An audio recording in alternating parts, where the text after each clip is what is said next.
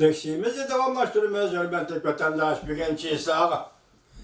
2019 yıl 5. ayının 12. günü haftığı yakşembe. Endiki mavzumunda Amerika yana başka bağırlık.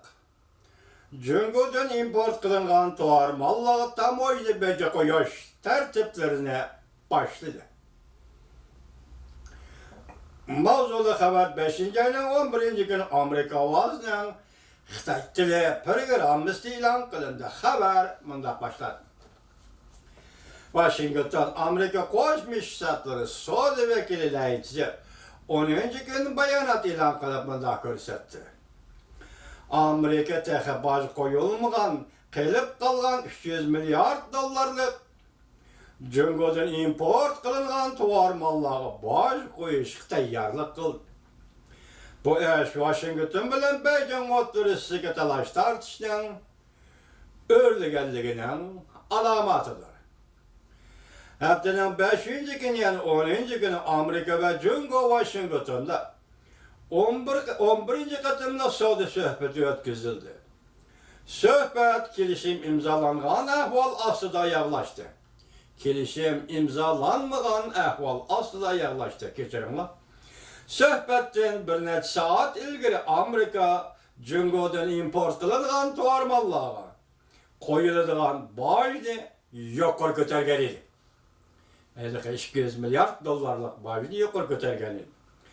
Bugün sel burun Prezident Trump'ın körsetmesi boyunca Amerika Cüngöden import kılıngan 200 milyar dolarlık tuvar malları 25%'in baş koydu.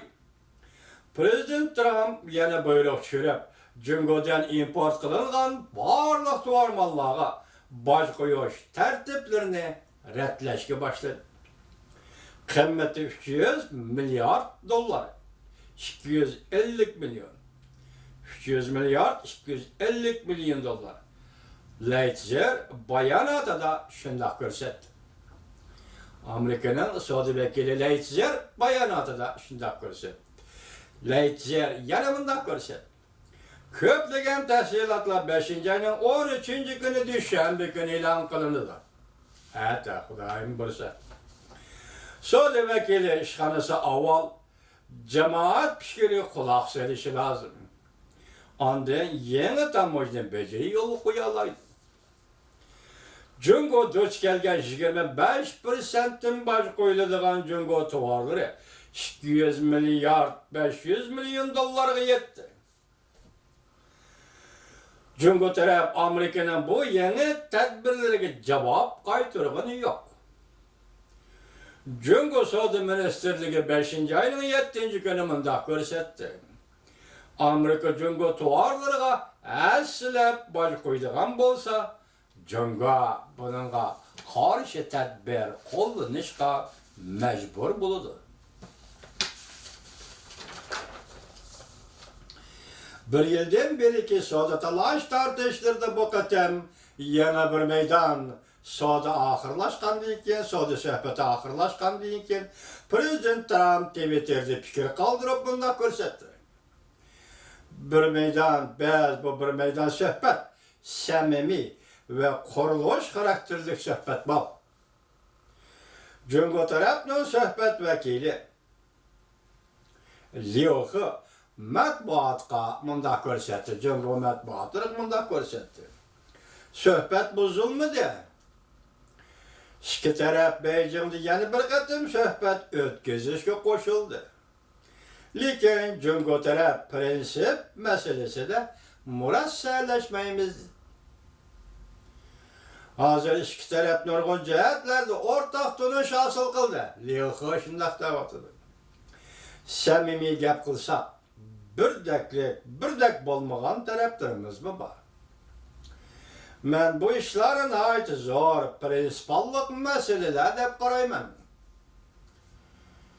Her kandak devletinin bir prinsipi boludur. Biz prinsipi yol koymayımız dedi. Cüngö söhbet vekiller ümüğünün başlığı Liu'yu efendim. Cüngö'nün organ gazeteri başı günü o'xshash bir kunda obzor e'lon qilib, mundaq ko'rsatdi. Jungo tarafning 3 prinsipi, jumladan boj elishning barliq turlarini amaldan qoldirish, soda, setib elish, setib berish amaliyatga uyg'un bo'lishi lozim. Ikkinchi, tuzilgan loyiha nusxa tampon bo'lishi lozim. Üçüncü, dikkate vatandaş. Üçüncü, devletten egelik hukuku ve kadir kıymetiga ziyan salması lazım. Bizlik siyalarımız sözlep geldik, bu yolgu soğudu siyasıyla emez, bu soğudu siyasıyla emez, soğudu şöhbetiyle emez. Hazır biat diyorsunuz üçüncü, belki Amerika taraftan emez. Cungo'nun rımırı boylan kılıvatıdı haberini.